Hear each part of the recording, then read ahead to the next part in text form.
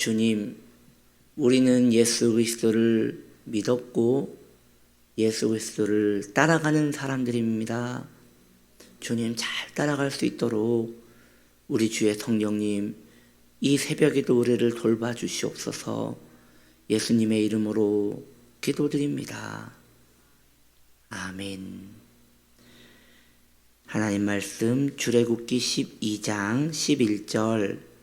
너희는 그것을 이렇게 먹을지니 허리에 띠를 띠고 발에 신을 신고 손에 지팡이를 잡고 급히 먹으라. 이것이 여호와의 유월절이니라. 아멘. 오늘 말씀은 허리에 띠를 띠고 라는 제목으로 함께 말씀을 나눕니다. 이스라엘 백성들은 애굽을 떠날 때에 유월절 어린 양을 먹은 후에 이제 애굽을 탈출할 때에 하나님이 명령하십니다. 허리에 띠를 띠라고 하십니다. 허리에 띠, 즉 허리에 벨트를 차라는 것이죠. 이스라엘 백성들이 입었던 옷은 길게 늘어뜨려진 옷이었습니다.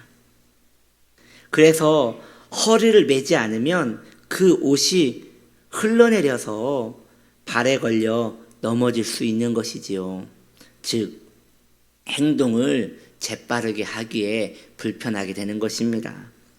성도는 허리에 진리의 허리띠를 매어야 합니다. 허리는 몸에서 가장 힘을 많이 내는 곳입니다. 코어라고 하지 않습니까? 코어. 배에, 허리에 가장 몸의 중심축에 힘을 받지 못하면 사람은 힘을 낼 수 없는 것입니다. 영적으로 허리는 정신을 의미합니다.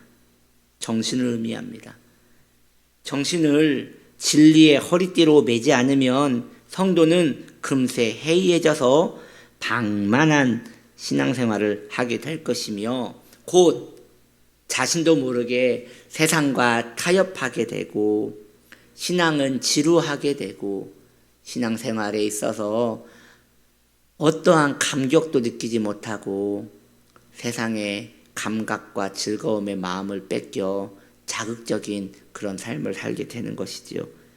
그렇게 성도는 신앙인의 모습을 잃어버리고 섞여서 볼품없이 무너지게 되는 것입니다. 신앙에 열심이 꼭 좋은 것은 아닙니다. 신앙에 열심이 있다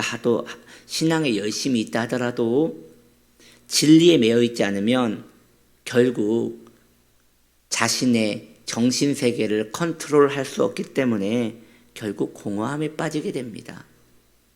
성도는 진리에 자신의 마음과 정신을 꽉 묶어서 굳건하게 묶어 놓아야 합니다.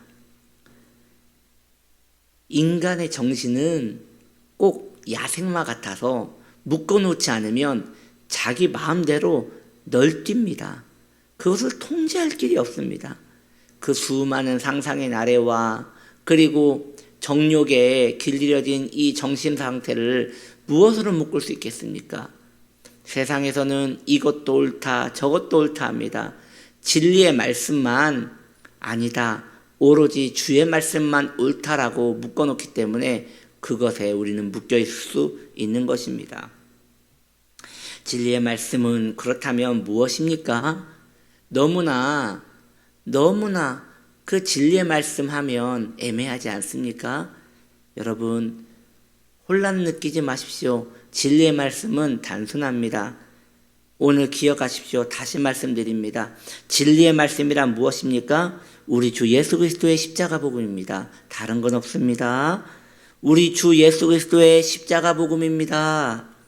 그리고 그 복음을 대하는 성도의 마음의 단호함입니다. 성도는 우리 주 예수 그리스도의 십자가의 은혜가 아니라면 관심을 가지지 않는 것이 좋습니다. 진리 아닌 것에 마음을 빼앗길 때 우리의 허리는 금세 힘을 잃고 말 것입니다. 그리고 헛된 것에 마음이 해이해져 결국 낙심의 수렁에 빠져서 너무나 처량한 신세가 되고 말 것이에요.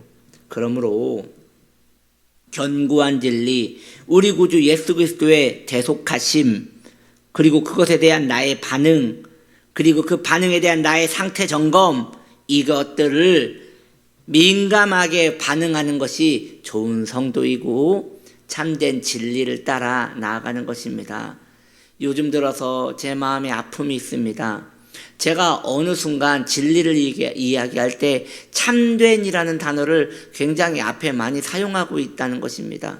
이것은 어쩌면 저의 걱정에서 나오는 것이겠지요.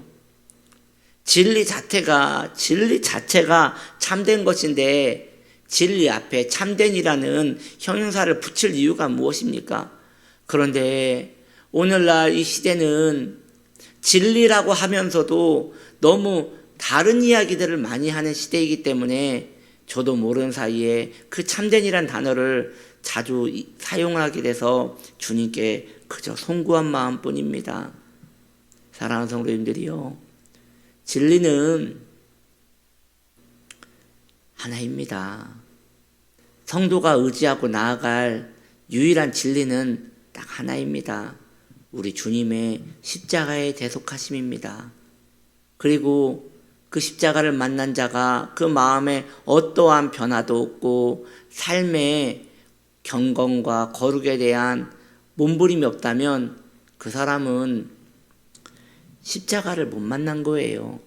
십자가를 아는 것과 만난 것과는 이것은 하늘과 땅의 차이입니다. 십자가를 만나지 못한 것이에요. 그래서 이러한 부분에서 참 안타까운 것이에요. 진리가 무엇인지 알았어요. 그런데 만나지 않았는데 그 진리를 만났다고 말하면 그 공허함, 그 공백은 도대체 무엇으로 채울 수 있단 말입니까? 마음이 낮아지셔야 합니다. 세상에 대한 관심을 멀리 하셔야 합니다. 십자가 복음 외에 마음의 관심을, 그 누룩을 빨리 제거하시고 마음을 단아하게 만드셔서 그 십자가의 은총 외에 어떤 것도 맛을 들이지 않는 것이 복된 것입니다. 성도가 왜 변질되는 것입니까? 진리 아닌 것을 진리의 자리에 놓았기 때문이에요. 이게 안타까운 것이라는 것이죠. 이제 진리의 허리띠로 마음을 꽉 무장해서 말이죠, 흔들림 없는 견고한 신앙생활 하기를 축복합니다. 결국 멀리 보면 그것만큼 행복한 게 없어요. 사도 바울 선생님도 그렇게 살았고 또 우리 믿음의 선조들도 그렇게 살았습니다. 삶이 딱히 즐겁고 재밌는 것은 없었지만 결국 그들은 끝까지 걸어갈 수 있었습니다. 천성을 향해서 말이죠. 우리도 그렇게 한 걸음 한 걸음 걸어가면 되지 않겠습니까? 사랑하는 성도님들이요, 성경은 성도의 길을 꽃길이라고 말하지 않습니다. 성도의 길을 낭만의 길이라고 말하지 않습니다. 그러면 성도의 길을 무엇이라고 말합니까? 순례의 길이라고 합니다. 고단한 길이라고 합니다. 여행길이라고 합니다. 나그네 길이라고 합니다. 그런데 무슨 낙이 있겠습니까? 십자가 말고 성도에게는 낙이 없는 것입니다. 어떠한 약초는 입에 넣을 때에 쓴데 그것을 매매 씹으면 단맛이 난다고 합니다. 저는 꼭 십자가의 복음이 그런 것 같아요. 처음에 마음으로 받아들일 때는 부담스럽고 거칠고